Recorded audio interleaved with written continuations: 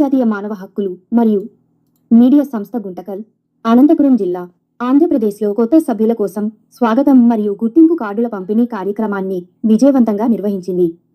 ఈ కార్యక్రమం సంస్థను మరింత బలోపేతం చేయడం, యువతను మానవ హక్కుల రక్షణ, సామాజిక న్యాయం, మీడియా అవగాహనలో చురుకుగా పాల్గొనేలా ప్రోత్సహించడం లక్ష్యంగా జరిగింది.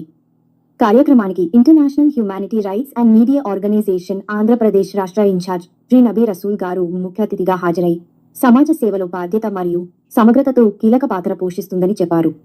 యాంటీ క్రైమ్ రాష్ట్ర అధ్యక్షుడు శ్రీ మహమ్మద్ షరీఫ్ గారు ఐక్యత, క్రమశిక్షణ, ప్రజాసేవలో చురుకుగా పాల్గొనడం అవసరమని ఉద్ఘాటించారు.